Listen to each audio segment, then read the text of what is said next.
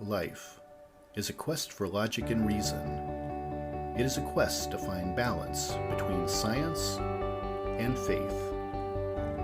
Life is a quest for knowledge and understanding. But most importantly, it's a quest for personal discovery.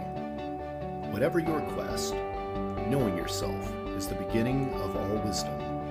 Welcome to Quest.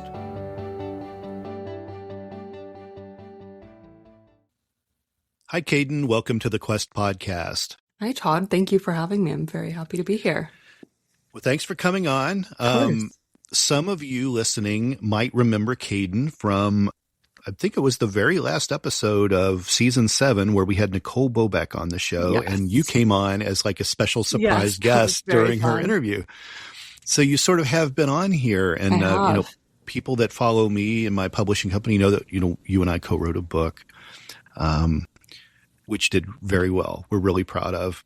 But I want to kind of go back and just tell everyone sort of how we met, how like our journey began back in October of 2024. We're in 2026. It seems like that's we've nuts. Yeah, that is actually insane. We met because I was wanting to make a podcast with a young journalist. I didn't know what it would be, but I was sort of looking for hosts for it. And I found you on LinkedIn of all places. And we had like a lot of great conversations, like right out of the gate. We like really like got each other. We were into the same kind of weird conspiracies. And you were like pretty much just young and hungry right out of college. Is that all fair to say? I think so. I think it is. I was thinking this earlier today. What did you how do you narrow your search to like New York City journalists, or how did that come up? So like by default, on LinkedIn, where you put where you live, like it just brings that stuff up first. It like brings people up that are close to you first. And then it widens the circle. That's how LinkedIn works. Yeah. So if you put, your base of location is New York, it's going to show you New York results first. How many people do you think you'd reached out to? I should probably go back and look at all my sent messages. I mean, dozens, probably. Yeah. Like dozens, yeah. But like LinkedIn, it's the rule of tens. Like every 10th person actually reaches you back, and there's lots of just left on reds, But you got back to me, and then I think I may have left you on red for a few days. You did, yeah. And actually, we kind of like wanted to talk about it more, and then I didn't hear from you for like 2 weeks, and this is what happens to me sometimes on LinkedIn because I don't get now I have the notifications on, but at that time I didn't. So I remember I logged back on. I was like, oh no, is this still are you still open to talking? I wrote you back. I'm like, hey, you still want to do this? Yes, I do. I'm so sorry. And we got on a Zoom call, and then we were like, all right, let's start to develop this. But we didn't make the podcast because something else surfaced. This opportunity to write this biography for Nicole Bobeck, this incredible figure skater that had a very compelling story to tell. And I just happened to say, Caidin, are you interested in writing a book? I know it's not like journalism, but do you remember that day? Do you remember I actually don't. I remember it coming up. I think that I may have mentioned as well kind of inspirations that I'd had, and I've always been a long form writer to my editor's dismay. But I don't remember the day it like first came up because I feel like it was pretty natural, and there were a few little things that we had done in that realm before where you're kind of like testing out what I was able to do, because obviously it's even a long form journalism article is very different than a book. Yeah. So, I don't quite remember, but it was Nicole and I, we met for a while, and we really kind of just realized early on that maybe we needed another voice, for a number of reasons. For one, I would be writing as a male a book for basically an autobiography for a female. So I kind of felt like we needed a second author to be able to polish it up more than what I could do. And also a young writer, that could potentially make this a book that would appeal to a younger audience. And people that know me know I always surround myself with younger people in my companies, because if I don't pay attention to like how younger audiences want to take in content, I'll just become a dinosaur. It's the quickest way to die in this business is to not watch how young people consume stuff, and you become all of a sudden you have no business brokering deals because you have no idea how people want to take stuff in or how they want to read things.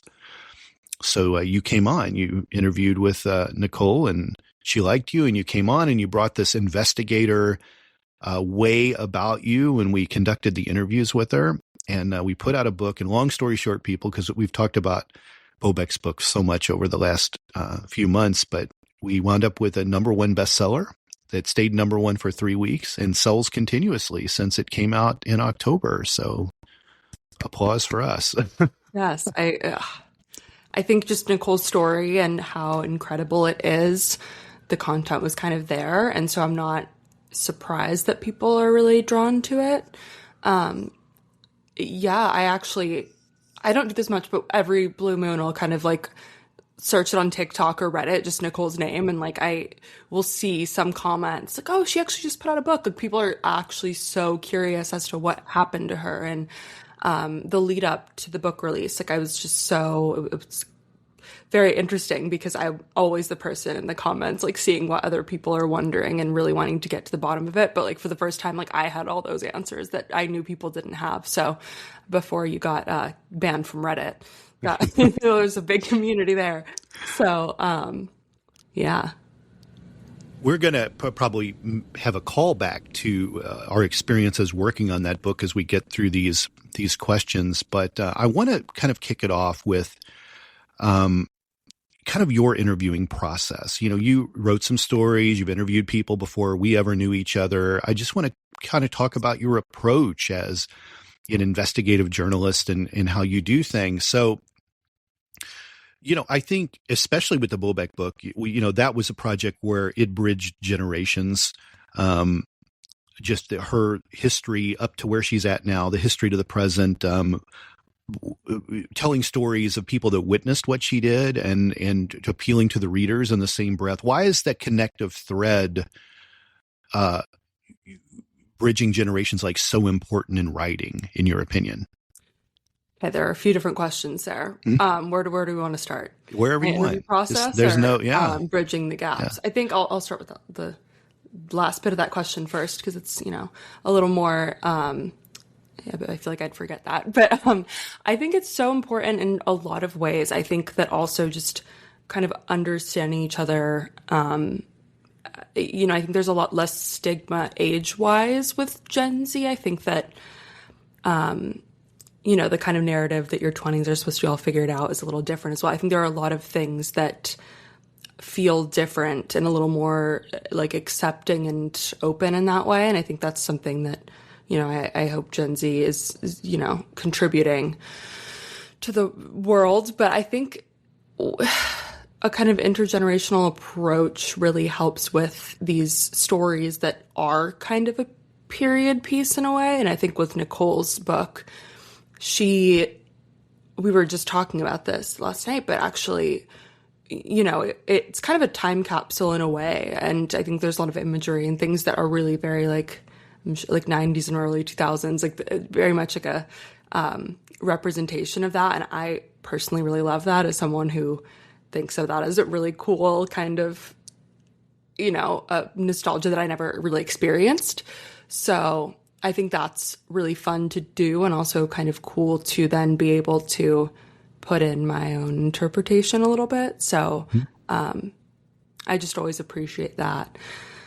I think, sorry. There was a lot of trauma in her stories, like so much, like from week to week, she would say, you haven't heard anything yet, wait till next week. And you and I would be like, oh, come on, really? How can it, and it did, it just got crazier and crazier, the story.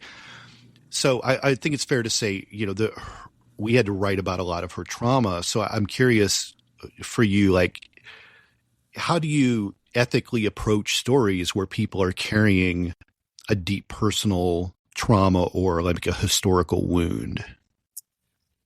Yeah, I think this kind of goes back to that first part of the prior question is, how I'll over-prepare anxiously, like compulsively almost, and I'll write out on a legal pad or my notebook like a million different versions of a question. And I've always noticed this, that I do that. Even, I'm on the subway or in a cab and I'm still like on the way to wherever this meeting is and I'm still writing things down, or I guess in this situation we were virtual. So, and then I end up getting there, joining the meeting, and it kind of doesn't, I think the preparation helps a lot because it's in my head. And I think the physical act of writing helps me as well to kind of retain everything. But, I think that having a natural conversation that's, based upon research and understanding that gives you that, baseline to work off of. So you're obviously informed on the issue, but then you can just speak freely as a human being, is never something I really planned for, but it's something that when I started doing interviews, really, I kind of realized that, my roommate has said this, that's kind of like my superpower, like in a way, is just kind of having people open up and just actually talk to me. And I think I've really enjoyed that. I think I've had a lot of interviews, and when I was working at the college paper, which was really awesome and a great experience, I'd go to class and I'd hear someone in the row in front of me or behind me, talking about some crazy catastrophic event that had happened. And I, would turn around. Like there were so many natural openings there. And I think with Nicole, it was a little different. And I really started off, we were doing twice a week, these like 2-hour-long interviews twice a week. And there were certain times where we had a clear set, like an event, like the, Tonya Harding, Nancy Kerrigan situation was, we had that day. So there were certain days that were, explicitly lined out, like how to prepare for that. But I noticed that I started to get really comfortable. And she also, as you mentioned, would take things completely away into her own, like we were just getting to hear her story every week. So I noticed that I wasn't really preparing as much in that physical way of writing down 1 million questions on my legal pad. So I thought that was really great. And I think the ethical side of that is just having a conversation and just as a human being deciding where to push more. And with a lot of those details with Nicole, because we, had an ongoing relationship and had the opportunity to then go back and ask clarifying questions, fact checking, especially with something that obviously, it's hard to remember all of those dates and stuff. So we knew that we were going to have that. So I think it made it there was less pressure to make sure we got every single thing, which I think also can derail an interview a little bit when you're like, okay, great story, but can you tell me exactly what date that happened on and why that was relevant? And it's like, we got to do that later on. And I think that helped. And that also developing some kind of a, I think it's frowned upon a little bit, not like a personal bond, but it's inevitable with the big book. But I think just seeing things from a human angle is always really important, and gauging that and knowing where's the line and why, what is really worth pushing. Have you ever had a story, in maybe not with Nicole's, but just generally speaking, have you ever had a story start to feel personal to you? And how do you draw boundaries between the empathy you have versus that emotional entanglement?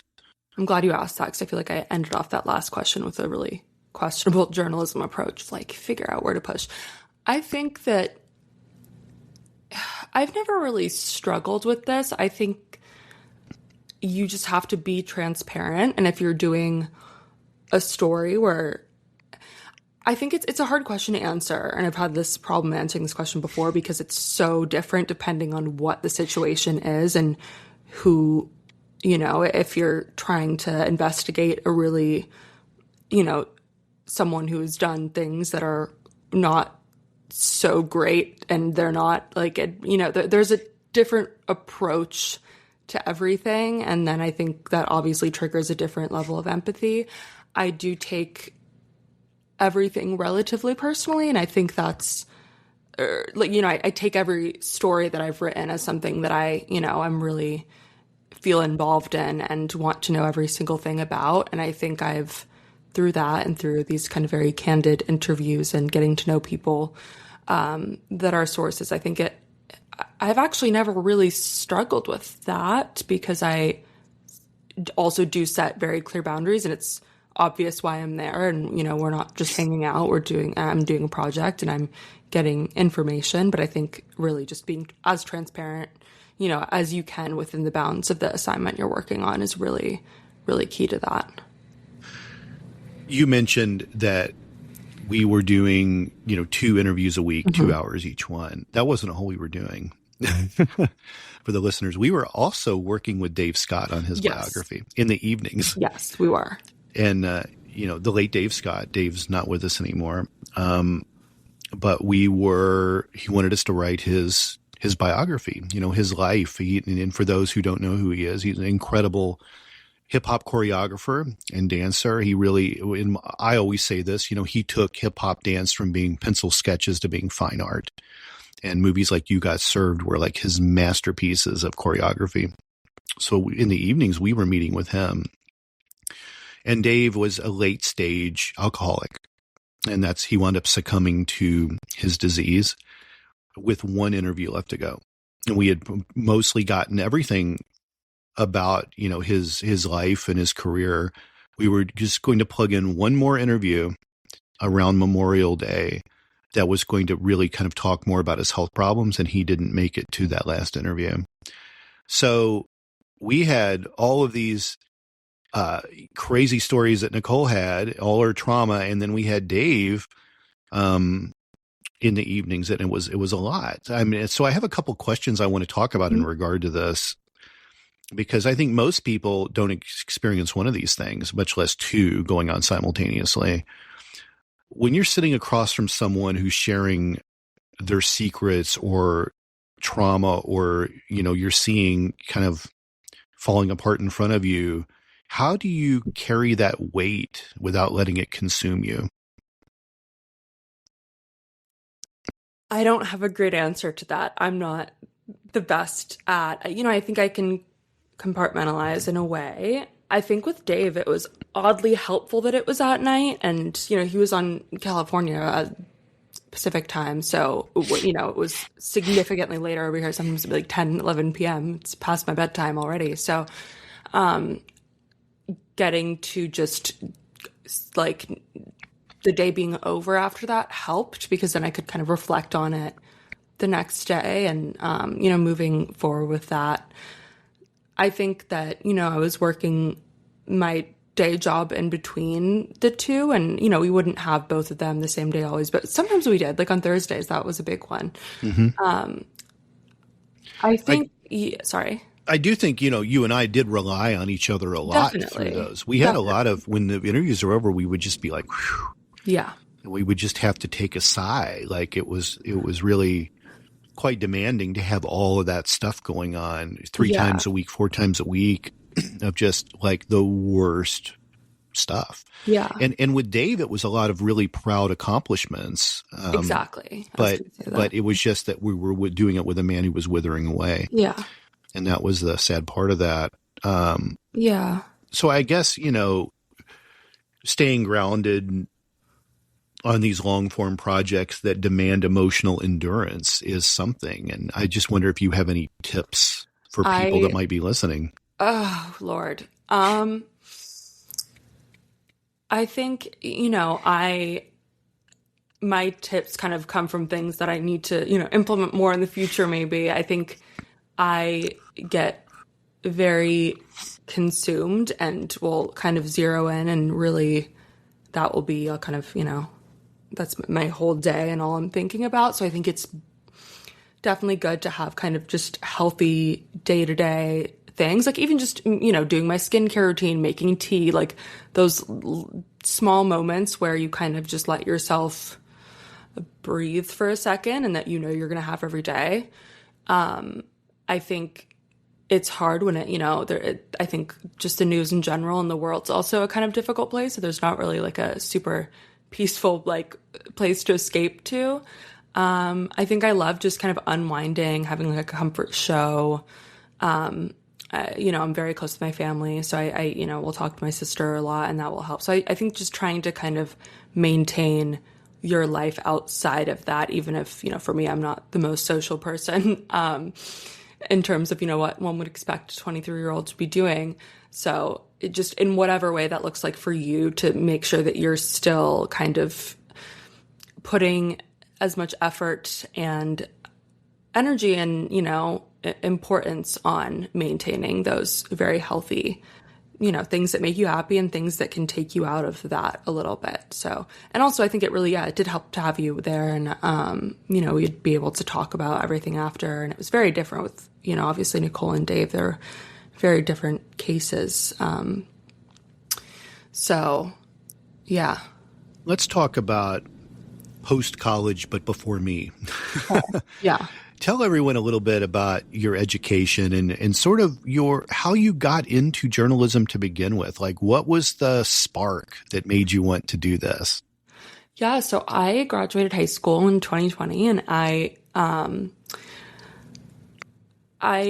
never felt like the most academic student or person, to say the least, when I was in high school and before.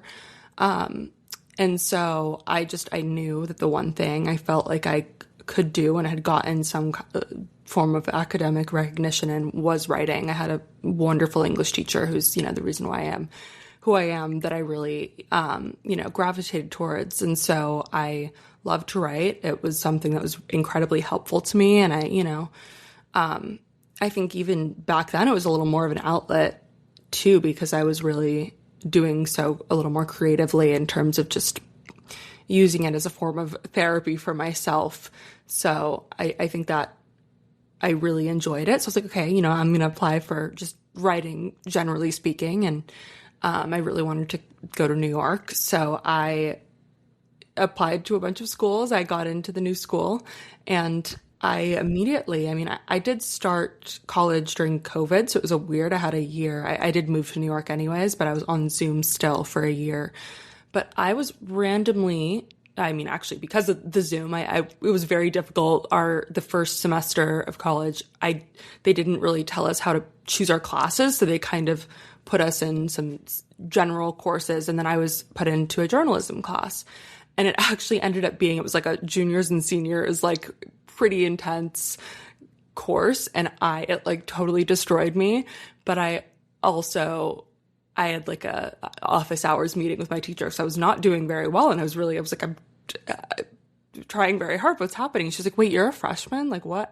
This is okay. Let's take a step back and let's actually really get into this. So I think that class was really, really great because it was such a challenge. But once I really was able to kind of get into the swing of it, I found out that, okay, this is really cool, because I had no idea what exactly I wanted to do with that writing. I just knew that was what I liked to do. And I didn't really have a longer plan. I was kind of just trying to go to school and figure out what I liked. And I really became, my outlook on academics and the way things were structured changed.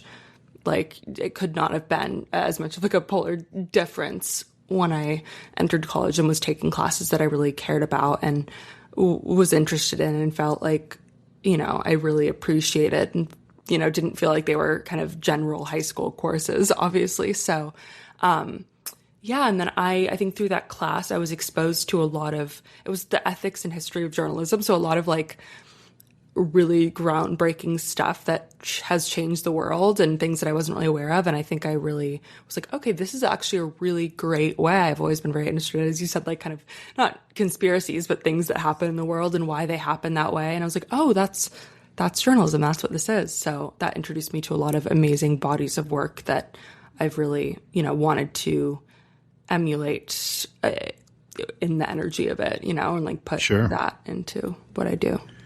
You came into journalism at a time when trust in legacy media is deeply fractured. Yes. So I'm curious, what responsibility do you feel as a young journalist today? Like, how do you change it? How do you bring back the trust? And I think particularly it's your generation that has the most distrust in things. Yeah.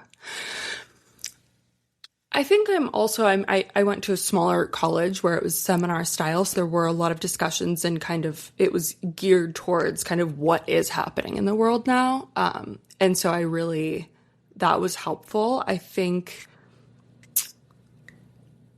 in terms of, there's kind of hard news, and then there's a little more creative freedom and a more investigative and also just long form journalism. So I think I can't necessarily speak to hard news as much because I think it's the rules there that aren't necessarily upheld or really lived up to these days are pretty set in stone. So I think there's more freedom when doing different things. I think, yeah, there's a deep distrust that almost normalized all of that. Because as you said, I think a lot of that does come from my generation as well. So I think it wasn't like a jarring, like, oh my gosh, we once trusted the news and now it's so crazy. Like it's always just been, oh, that's just, you know, you have to take everything, you have to really be critical about what you're reading and what you're consuming. So I think there wasn't really a time that I ever remember not. I need a better phrase than taking things with a grain of salt, but I think more just giving context to what you're reading and knowing the motives behind everything and different biases. So You prefer investigative journalism. Yeah. And I think in journalism, you could just be a sports writer reporting on athletes and sports scores. I mean, that's a type of journalism, but you've preferred the investigative type. What really draws you to that? Is it the hunt? What's the thrill of the investigative journalist? I want to say it's the hunt, but it's not just like having one end goal. I think that's the really great thing, that I took from a lot of my phenomenal professors, and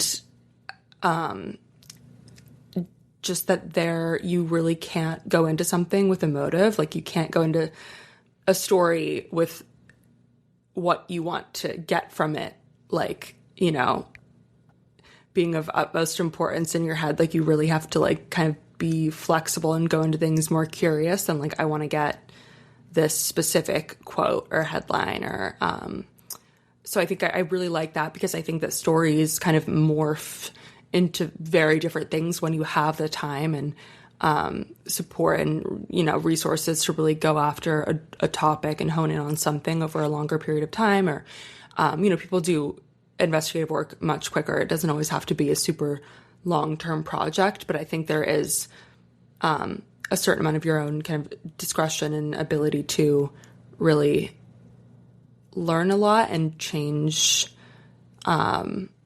course. I like to kind of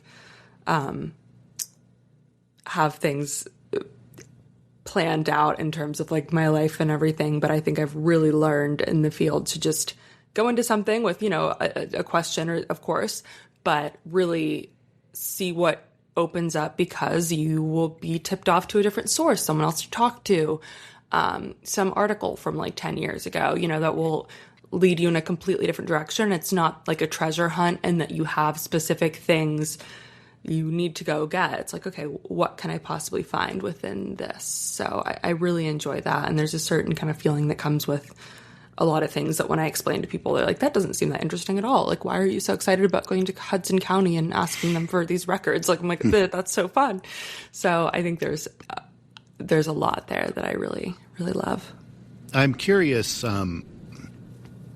as a woman in journalism, how you kind of navigate this space where I think there's still a lot of people that undervalue female voices and young voices. Have you come upon any of this? Have you had to fight for your authority or your credibility or even visibility doing this? Or do you think it's fair? It is. I think, there have been so many like just incredibly, like amazing, obviously, journalists that have made history, and a lot of them have been female. And so I think there is a level of credibility there, but at the same time, it also really depends on who you're talking to and who you're dealing with. I don't know how exactly the story is going to come across. Do you have to work harder to make it? I mean, yes. I can't speak to this on a general level because I think there are so many different ways that everyone individually experiences this. So I'm not going to at all give some kind of a statement. I do, in college, I had a few projects where I really learned to kind of, use the predisposed, like what I could tell, if you can tell an interview or, a conversation's going in a certain way, like how can you then play into that a little bit, of course, in like an ethical way that the underestimations, I don't think that's being underestimated actually can be quite a powerful tool. I've gotten a lot of things sent. I'm like, I don't really know how to, like, I don't know what that Excel spreadsheet really, like, just send it to me, like I've gotten things sent to me that probably would, like, not of coercion or anything, but just because, they don't, it's not necessarily expected that you're going to be as hard as you are in going into things. So I've used that to my advantage a fair few times, and I think there's power in that, but it also can be quite frustrating. I think there is, a level of that, but I think also sometimes, I've found being I think youth is also part of it, which is affects both men and women. Absolutely. To be young and to be green, I think also is something that you have to try. Like, unfortunately, you can't speed that up. Like you can't No. I always wanted to be older than I was because I felt like I knew it. I was like at 23, I thought, gosh, I just want to be 44 because people would like really, I'm saying all the right words. I know all the stuff, but they're going to discount it because I'm a 23-year-old guy, Yeah, definitely. I think I am very excited to learn, and I know there is so much that I don't know yet. So I think it also comes with then understanding that you have a chance there to have all of this time to really learn everything you possibly Do you think can. young voices are protected? Is the same as like older journalists? I can't help but wonder, particularly with millennials and Gen Zs, that social media has been such a big part of their life. I mean, there's so many young voices out there delivering so much misinformation that has to hurt the cause of people trying to have a respectable voice in an industry, at the same age. Does that make sense? I mean, I actually haven't really ever experienced that.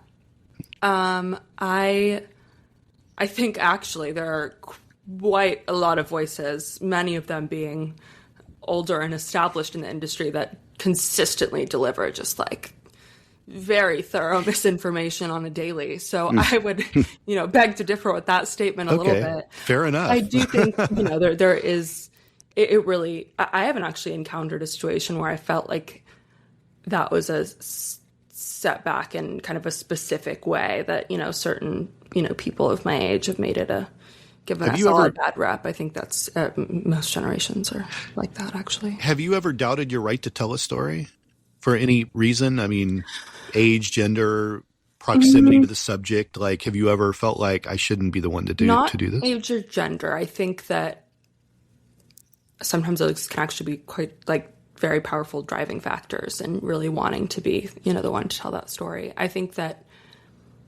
with stories, especially as they kind of pertain to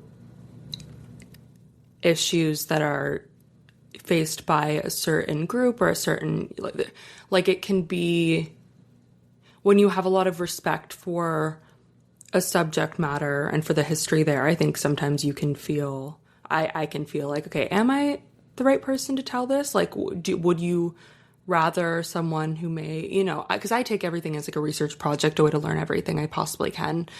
And not that that's a unique thing to do at all, but I think sometimes I do doubt, not in a way that at all discourages me from something, but it makes me, I want to make sure that if there's something that someone else would maybe do a better job just because they are, a little closer to something. I don't know. It's a hard question because I don't really think that's a roadblock in terms of really deterring at all. But I think that it is something that you consider when you really want a story to be told to the best of, its ability and have the biggest scope possible. So Sure.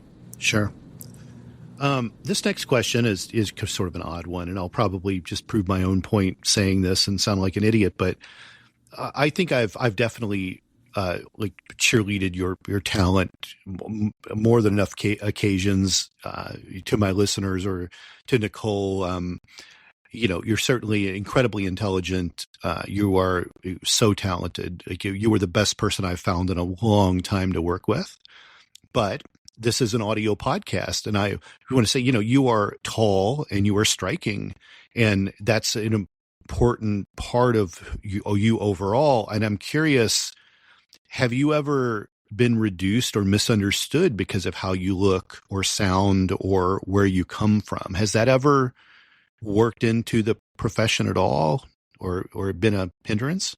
I think what I said earlier about situations that people don't, mostly, there is somewhat of a generational gap, and I will say it's usually a bit of a gender thing, that I have been I can tell when I'm not really being taken seriously, and that I have kind of played into that.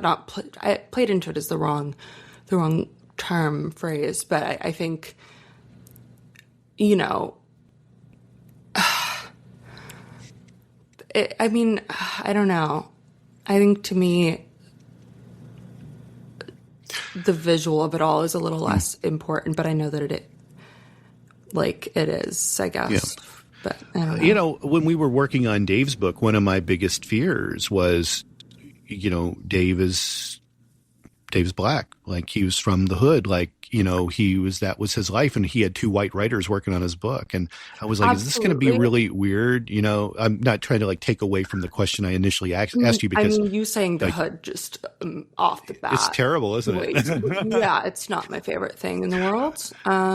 But I wondered if that would be a problem, because there's been so much of a history of white people Absolutely.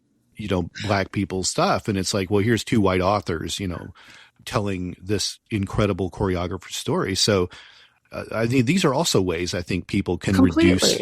Yeah. And that's kind of, when I went into that interview, not just Dave, with Nicole as well, or anyone that I'm, potentially going to do a story for, it's very different than doing an article on something, or, right. But then it is to be working on a project for and with someone. So I think I go into everything and with I want to make sure that they feel that I'm the right person to tell this. And there are, a plethora of reasons why they might not feel that way. And I think that with Nicole, there was a lot, and Dave as well, but I think maybe it was more vocalized or I understood it a little more from Nicole up front, of the skepticism of, okay, is this so I never at all took that as, okay, I'm taking this meeting because I'm going to do this book. It was okay, let's see if this on the other end is, if they feel that this is a good fit and that they, want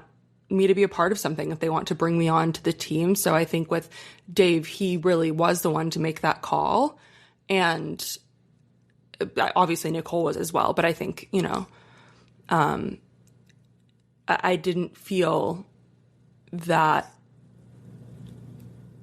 Of course, it's something you think about, especially what you kind of mentioned in terms of content being taken, or that's always something. And I think with Dave, I didn't get to the production of the book. So I think there would have probably been a lot of that when writing would have come up more. So I can't really speak to that, but. Sure. Yeah, I'm not a journalist. I have really, I think, developed far more of a fascination about it since I've known you.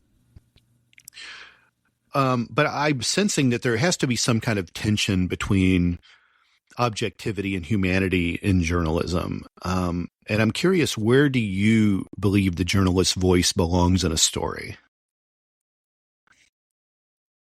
This is a very subjective question, ironically. I think I have thoroughly enjoyed a lot of my favorite kind of pieces are these massive projects that the journalist inevitably becomes a part of the story. And I've always really loved that.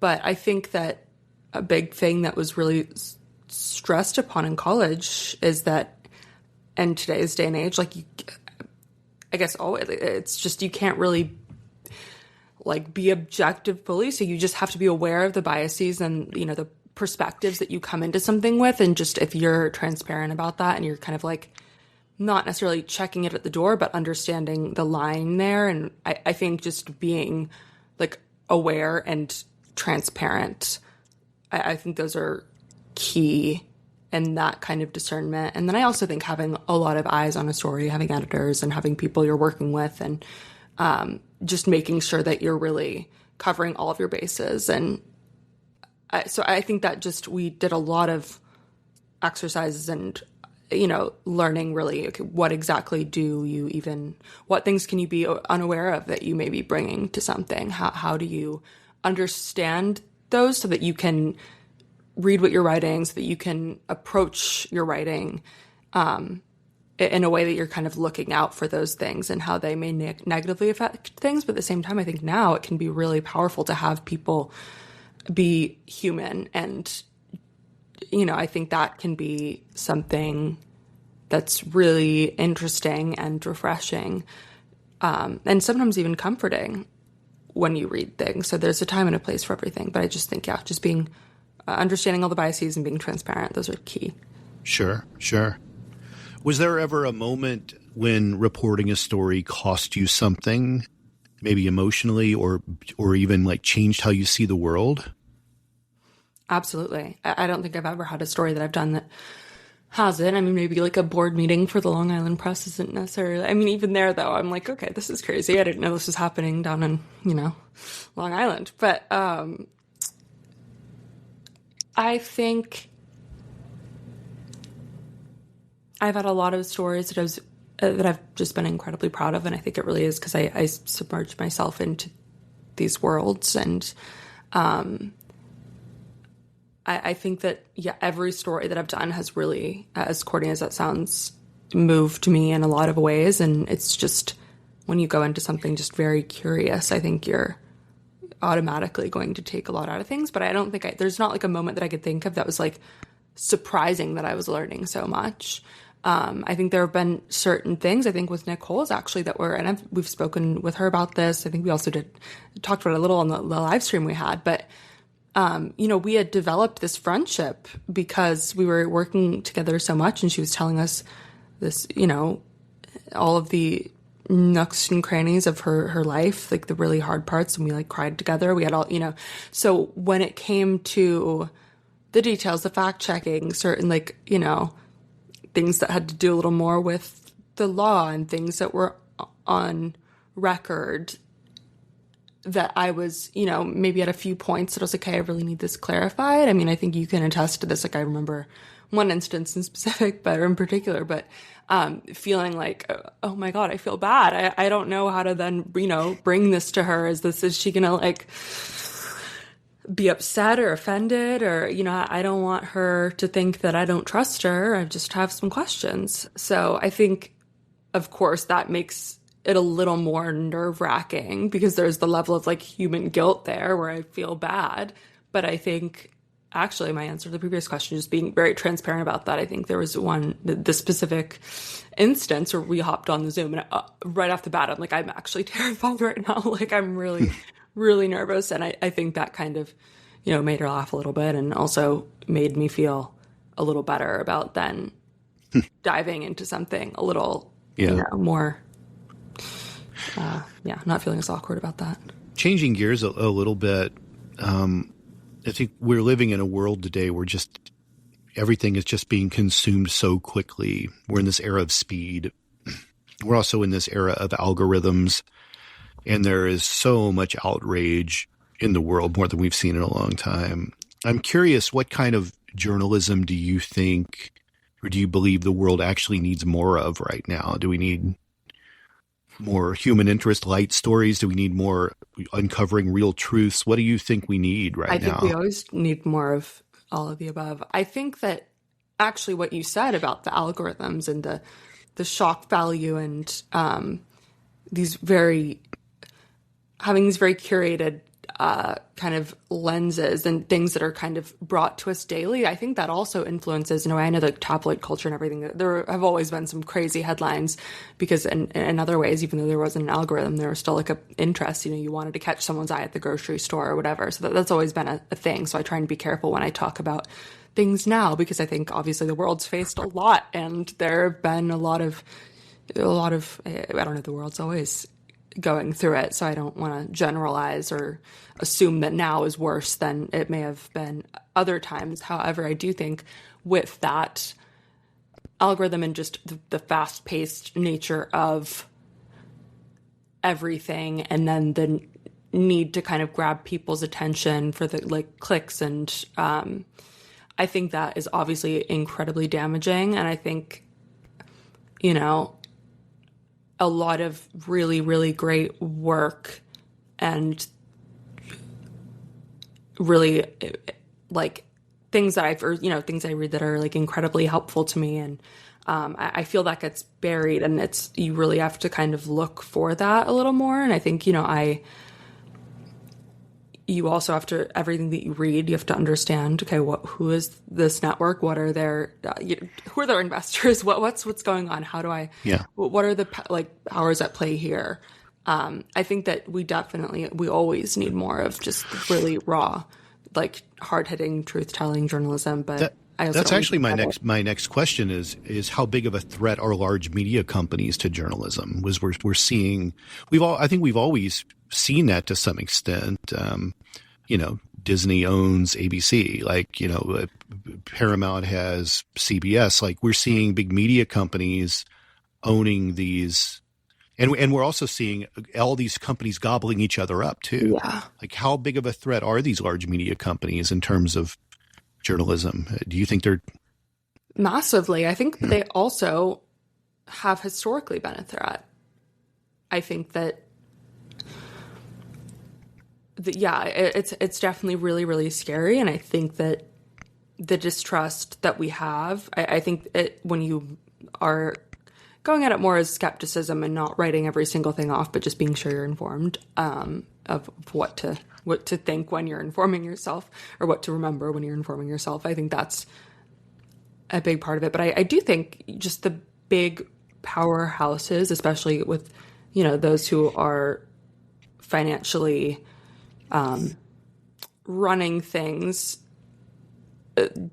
have always influenced heavily the reporting that comes out of it. They have the power to kill a story. And I think for me, I'm kind of thinking right now of how I think, so Ronan Farrow, I believe it was NBC. I may be completely wrong, but he had been working on the Weinstein story for a very long time, and it got killed, and he was able to then take it to the New Yorker, and that is a privilege in itself that, you know, but I think there are a lot of still, even though they're diminishing and there's no, like, it's hard to get funding. And I think there are so many incredible publications that are being really drowned out. But there are places that really value, you know, the content, and that really that motivates them actually to see, oh, okay, if someone's pushing back on this, there's definitely something here. So I think it's great that we have that. And there's also a lot more conversation about that being a major problem, and that, you know, it's kind of a known fact that is, you know, a concern. Do you think it's odd that entertainment companies own networks? So, you know, because this wasn't always the case before. You know, if we go back into the late 20th century, when all of these were being absorbed, but you have, you know, Universal Studios. Universal owns NBC. Disney owns ABC. Paramount owns CBS. Like, is that weird? Is that odd? Like, there were time frames when, like, Time Warner was Time Magazine and Warner Brothers. That was a merger. And then there was AOL, America Online. Yeah. So you did have, like, communications and publications and things. There were a lot of, like, other team ups along the way. Universal was owned by MCA, which was a music company. It was owned by Vivendi, which was a video game company. Like, there were a lot of other weird mashups of how these companies were bought and sold and recreated. But at some point, they all decided we all need news.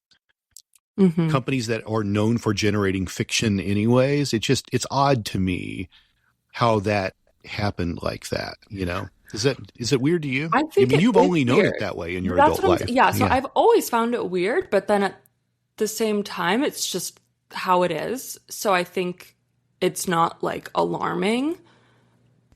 And I think I also, you know, I can kind of remember it myself making certain jokes about it and stuff, and then looking into it more and seeing that that's kind of how it's been for a little while. And, you know, of course, like my life has been very, you know, it hasn't, I wish I could speak more to how things have been. So it's never been a jarring thing. It's just always been kind of funny. And obviously that's where the money is, though. It's like, why doesn't a bank own it? You know, why isn't it like, that is really, you know, or a pharmaceutical company owning the news? Like, why entertainment companies? It's just weird to me. Yeah, I completely agree. I mean, I think a bank owning it would be really problematic as well. They're all on anybody that's on a stadium is really kind of fair game, right? It's really interesting to me how that evolved. Like there's not even one network, like aside from like maybe MSNBC in its day where it was really Microsoft and NBC in a partnership. Mm-hmm. Like I don't know if there's any other companies that like it's all very weird to me. How big? Let me ask you a different question. How big of a threat do you think AI is to journalism?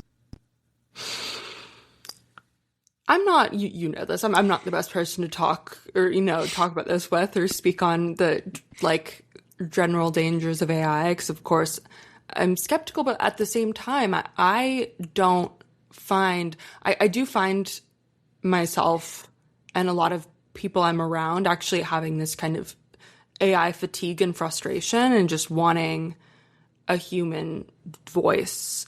And I think that's where what I kind of was mentioning earlier about when a journalist kind of is a part of the story in a way can be kind of refreshing now, because it's, you know, you can tell there's someone there, or even if, of course, just a personality, or having writers that you really love their work and you can kind of tell who's writing what. I think that can be really great. So those are just what I love. So I think in general as a threat for me, I'm like, I don't really see that as being that. I think there will always be, I will always really have a strong draw towards like people writing. Let me break the question down even further, because I would like to drill into it a little bit more. I think we look at this from two ways. From a creative standpoint, do you think we're going to see more writers using ChatGPT as a tool to help their writing, as a cheat? And then on the other end of this, and just let me get this in real quick, do you feel companies are going to use AI to replace the writers? I mean, I think we're seeing that they absolutely are replacing a lot of people. I think that a lot of more, not surface level, but like, you know, someone designing a website, like now they're able to just have like AI come up with the blurbs and everything. So there's not really, I know that's definitely been a major problem. I mean, I think, of course, and I hope, and from my own experience and what I like to consume, I always feel like there will be like a deep-seated desire for having something that feels human, but I really don't know. I think it's scary. And I think using it as a tool can be really great, I'm sure. I do find myself thinking a lot, and this isn't really journalism related at all, but like I am so grateful I didn't have AI in high school or in college, really. Like I was out of college before really when it started to become a big thing. But I'm very grateful for not having had that. I'm also not the most technologically advanced person in general, so I'm not sure if that would have made much of a difference. But I'm very grateful to have really had to kind of not at all understand that as something that was in the future. I think also there's a lot of fear that comes from that. But I think it can be a very powerful tool. I maybe need to learn how to use it a little better myself. But I think I see like things about like college students that are like, I could not have done college without AI at all, because like it's written every single thing for me. I'm like, oh no, you're a doctor. I see by your bio. So that's concerning, but okay. Someone told me just tonight that, the way reality shows are made, there is no real script for the dialogue there. I mean, almost all of that's improvised on set, but there have always been people that have set up the stories of what needs to happen. And certain people are portrayed as villains that now the production companies are completely doing away with the position of people writing those reality show stories and replacing it with AI. So I didn't know that. That's we're seeing really whole jobs just being eliminated because of ChatGPT. I know you and I have talked about this, about the final season of Stranger Things and just how poor it is. And there's a lot of people. I just want to say I'm not a big Stranger Things person. I cannot speak on this. I'm not agreeing or denying any. Right. You don't want the fans to come after you. It, so I don't. It's funny because the last season was so bad that there's this conspiracy gate hashtag everywhere out there right now with people that are like, is this a big trick? Oh yeah. Are they gonna? But the interesting thing is, like, this season is so bad that it's hard to not think that ChatGPT wrote the season because of the inconsistencies that ChatGPT is known for. You're like, this whole season looks like they just hired ChatGPT to write it, and it's like gone to shit. So Todd's very emotionally invested in this. Very sorry that you had to experience this. That is very interesting. I have no idea. I didn't know about the reality TV show angle. I think that's interesting. Like, I'm like, Andy Cohen needs to be there to be lighting all these fires. I'm not a big reality TV person anyways, but I think there have always been the people really like instigating these issues and creating almost, because, they're producers on the side telling people this person said this about whatever. So I don't know. We start to get toward, the last few questions in this interview. I'm just curious, who are the writers or the journalists, past or present, that have like shaped how you think? Oh my God. Who have you liked? There are so many. This is hard. I mean, obviously Ronan Farrow, I always say that. I love Susan B. Glasser, The New Yorker. She's incredible. Her like political reporting is just like unmatched. Forgetting her last name, but there's a woman, Heidi, I think, I'm forgetting her last name. She also has done a lot for The New Yorker. She's a British writer, and she did this amazing story on like the Dubai princesses that everyone should go listen to and or read.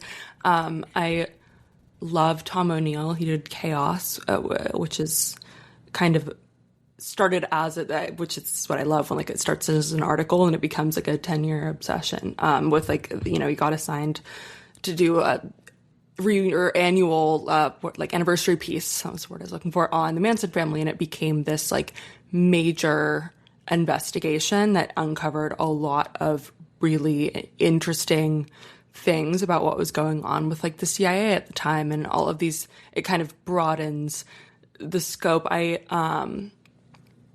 David Foster Wallace, I think, does a really great job, or has in the past. Like, obviously, I love like the Consider the Lobster piece where he was, again, just assigned like, please just go to Maine and try a lobster roll and let us know how you feel about that. And then suddenly it's this like entire like essay, dissertation on like, what is the lobster feeling? That like changed me. I remember I had that assigned for class and I went in and I was like raving about it. And it was actually like an example of what not to do, because it was like a hard news class. And my professor was like, I actually appreciate all that. That's not what we're going to do. So I love things like that.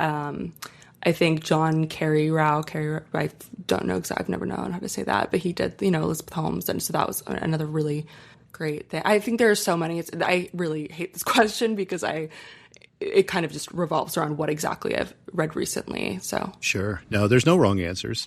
Abram Lustgarten, he's done some incredible stories about, the way that environmental disasters are shaping California. So he's incredible. So yeah, I love his work. And listeners, Caidin has all my books, but she hasn't read any of them yet. So she can't say in this episode that she's a huge fan of my writing. Yeah, you're also not a journalist, as you said. So that was the question was geared to that. The trick, see, you got out on a technicality on that one. I know. So I think you're on fire in your young career right now. And I know things, we were not going to mention any of this on this interview, but like, I know you have some exciting things on the horizon, but I'm excited right now, just sort of you out of the gate, you're incredible. And I know it's hard to think about legacy this early on, but I'm just curious, if you were to imagine like the impact of your work years from now, what do you hope readers will feel or maybe understand about your work because you chose to tell the stories, pick the stories that you picked? What is that? What does that legacy look like to you? That's a really tough question. I think I have always noticed and experienced that a lot of the best stories kind of just like you're not kind of cherry picking them. It'll kind of either come from a different assignment that you end up finding this broader topic or more specific topic in a different direction, or sometimes, you're put on a project randomly. So I think those are always, when you find a seed, a nugget of information that makes you really want to push harder into something, that's not always, usually not something you plan, and something that kind of happens naturally in a way, or that you stumble upon. So I think I just kind of want to do as many different things as I can, and be in situations to experience those kind of moments where you're like, oh, there's something here. I didn't expect that. And to kind of fall upon things in a way. I think in terms of legacy, I think if I think about that too hard, I freak out. So what's always incredibly rewarding for me, and I think I say this a lot, is just how is what I'm doing, even when I was at the school paper or now doing bigger things like Nicole's book, like how does this directly impact people and in a positive way? And that, that's just always the best outcome of a story for me, has been just seeing that has a purpose in someone's life, and and then that can translate into it being really helpful in a lot of people's lives, or very interesting, or bring someone just fascinate someone just for an hour or 15 minutes. So I think that's the goal, is to continue to do things that feel like they mean something to someone, and then we'll see. I would, of course, I'd love to break the next Watergate, but you can't really think like that because that's not how things happen. Well, speaking of that, this is a big question, really. But of anything, any topic, past, present, what truth do you feel has been untold that you would love to know more than anything? What's the big story, the big thing that's never had an answer that you just wish would come out? The biggest story you can think of that would interest you, that would be, great for the world. Like, what would it be? You want to know who assassinated Kennedy? Like, what's the big dog that you want answered? This is a really good question. I would have to think about that, because there are so many. I don't think I've ever read anything, watched anything, even if I'm watching like a work of based upon like a fiction based, I then always go and research the entire backstory of something. I think it's more so just wanting people maybe to dive into something more, or, I think when you look for certain specific answers to something, that can be also a slippery slope. I don't know. I really don't know. I know this is a kind of random thing, but the octopus, I'm forgetting this. Oh my gosh, I forget what it was called, but it's this octopus theory or something that had all of these legs into the different areas of government and of just, politics of everything. And it was tying all these things together. And it is a conspiracy theory, but also, and at the end, you're kind of left like, is there anything here? I don't know. It seems like there's something here, but not necessarily what is being like an Illuminati story, like a secret. Yes, of course. I think that would be great. I think, we were talking about Scientology, so I know we don't, I just think there's so many things even that are still actively occurring that are kind of just accepted as a norm that I would love to know more about. Roswell aliens, you want to know that one? Yeah.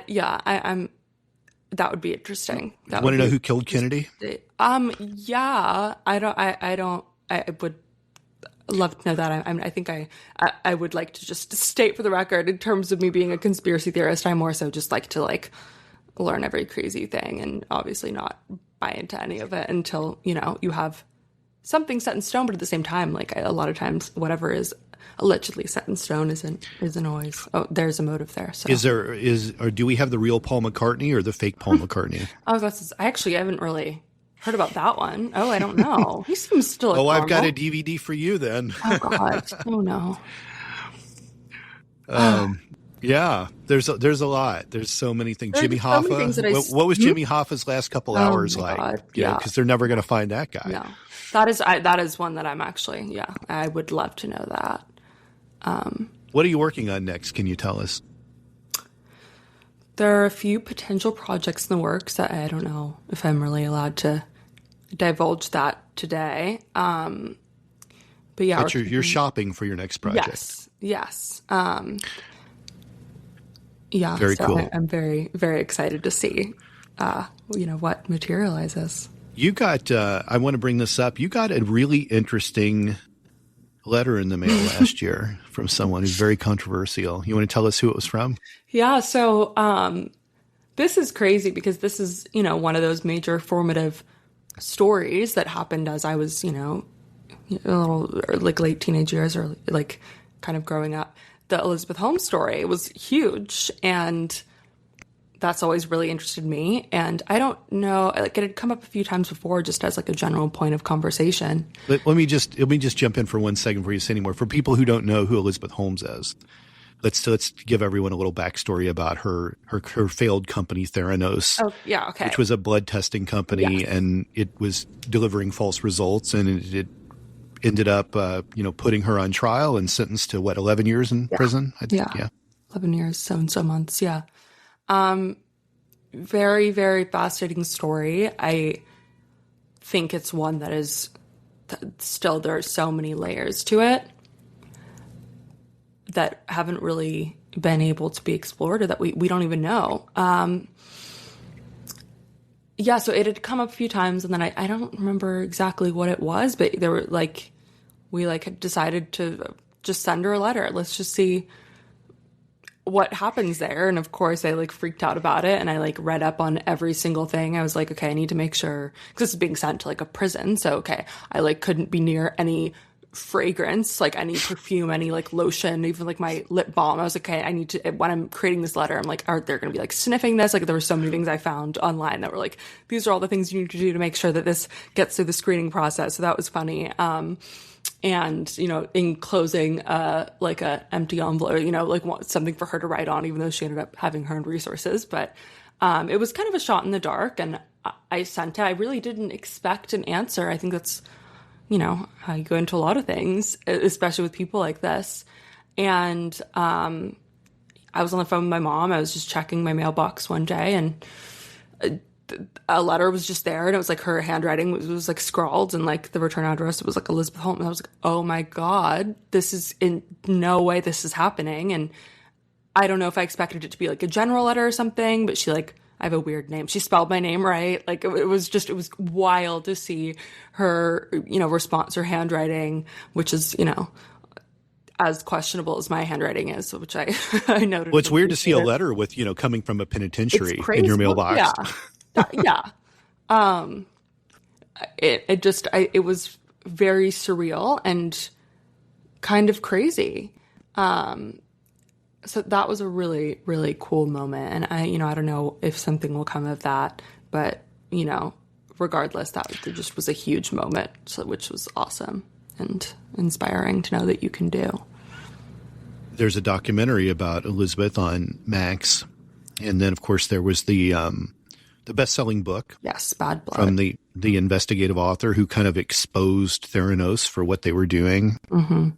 That book was optioned to be a film that was going to star Jennifer Lawrence, but the film never got made because the miniseries that came out, which I think aired originally on Hulu, was such a big hit. And Amanda Seyfried was in the role of Elizabeth Holmes. And I think no one, after seeing that performance, like nobody wanted to touch that after that. Yeah, so I wouldn't as an actor. Are you kidding? But certainly we're just seeing certain sides of the story, and the Yes. woman herself has not spoken about this. And it'll be very interesting to hear, what Elizabeth says about this. I think so too. I think she seems to have a lot to say about it, which I would love to hear. Let me ask you this, and I feel that this is really weird and really unfair. I think in Silicon Valley, I think that's a boys' club, really 100%. A big boys' club, and I think a lot of people are always against a female CEO in that world. Absolutely. And supposedly, since Elizabeth's fall, there have been fewer and fewer female CEOs there because people aren't trusting them. And a lot of people think it's a result of Elizabeth's failure. But this 11-year prison term is really kind of crazy to me, especially, and I've talked to you about this a number of times, P. Diddy gets 3 years in prison. Effing God. As a person who literally abused people, beat people up, assaulted people, 3 years, a violent criminal. Oh, yeah. If we get into this, I'm going to get. And she gets 11 years.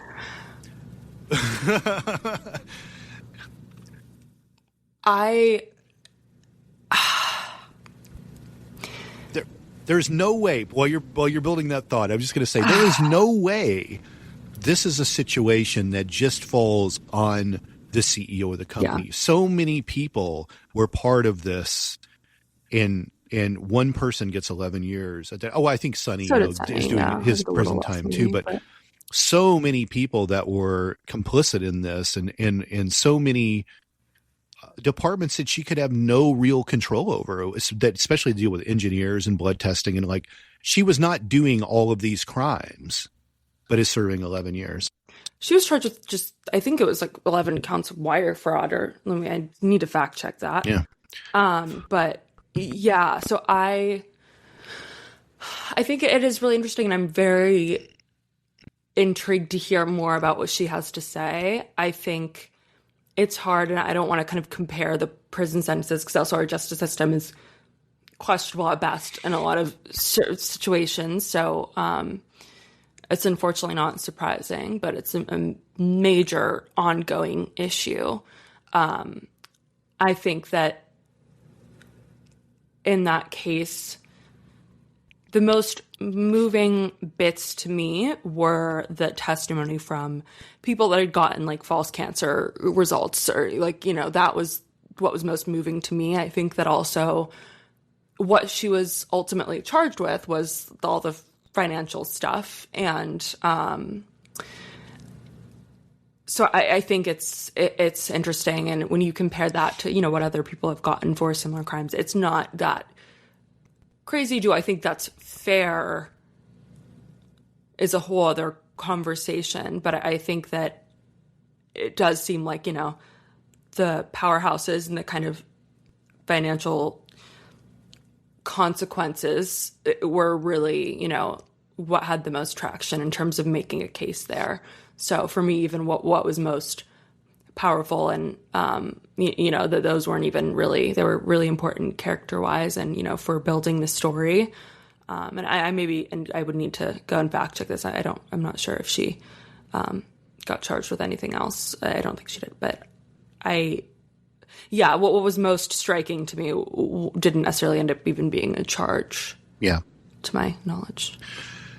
Where can people find Bobek the Wild One? Yeah, so it's available on Amazon. It's available at Barnes & Noble.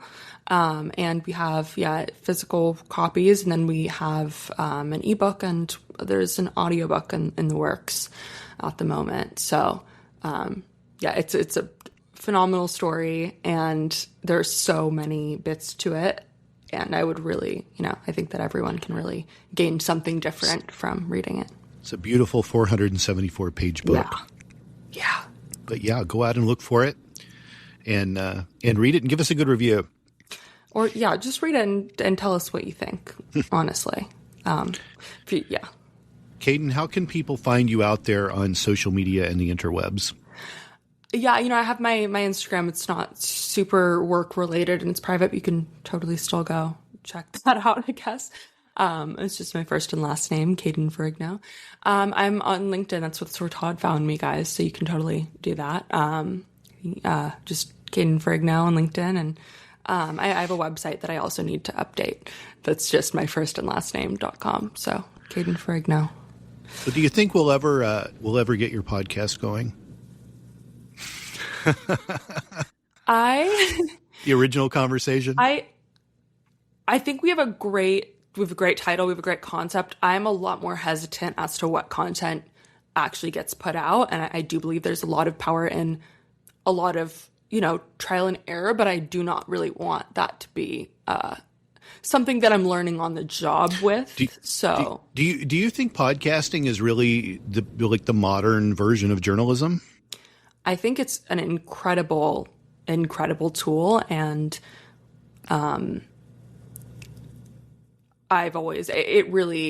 it's something I consume podcasts all the time. I love listening to an audio.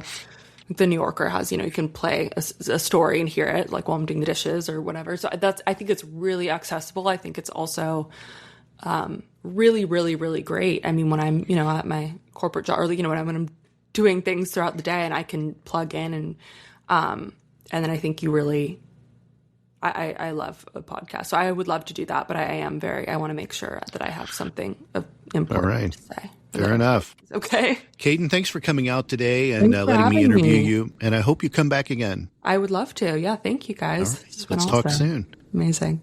Bye-bye. Bye. Metacortex Publishing hopes that you've enjoyed this presentation. Thank you for listening to this podcast. Please be sure to rate and review this episode. This podcast is produced by Todd Fischer and is distributed by Metacortex Publishing. This podcast is copyright.